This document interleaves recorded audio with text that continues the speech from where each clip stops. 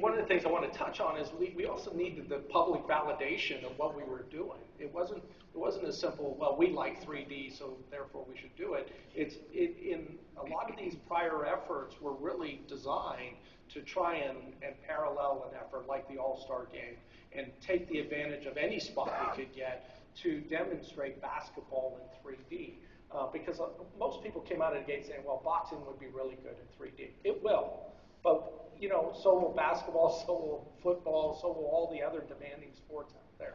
But we had to validate it for the public. So coming out of the gate, there was a real acceptance to create the highlight reel. That's what we were doing. We were trying to create this very impressive highlight reel of sports events that said, we should be doing this. From a business model, the public seems to like it. We should keep moving forward down this path.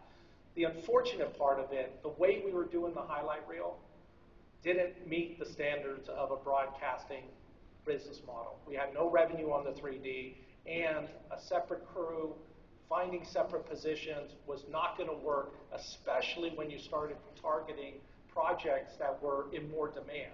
A World Series, a Super Bowl. Those camera positions have been established for the last 20 years. It's not, 3D shows up and reinvents the wheel. So it was, for me, trying to deal with this on a business perspective, which I tend to try and evaluate as often as I can, is I had to look at it and say, how are we going to overcome these technology barriers that said this camera position is going to be the most desirable for a capture point, but we don't have access to it from a 3D standpoint. And so we developed what we call the shadow system, which piggybacked onto that camera, because most of the times the point of interest is the same. Whatever 2D is looking at, 3D loves as well. So that point of interest is the same. But our framing might change, right? The camera angles are very complementary to each other. So what we did was we piggybacked on that primary camera, and we were able to change the framing for 3D so that when the 2D director liked a shot at 250 millimeters, the corresponding shot for 3D might be 125. Took in more of the action, more pleasing to the sport from a 3D perspective. So we linked this all together. The beauty of that is that we're not paying for the operator. We're not paying. All I do is bolt on a camera system. I tie it in. He tells me through focus where the subject matter is. He tells me through framing what he likes in 2D, and I correspond in 3D with the same thing.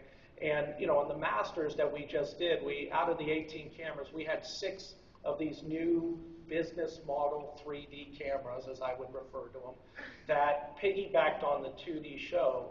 And I had one comment during the thing is, man, I'm amazed at how well they can cover the ball in flight to the green. And I said, why are you amazed? That's the 2D operator who's been doing it for the last 30 years.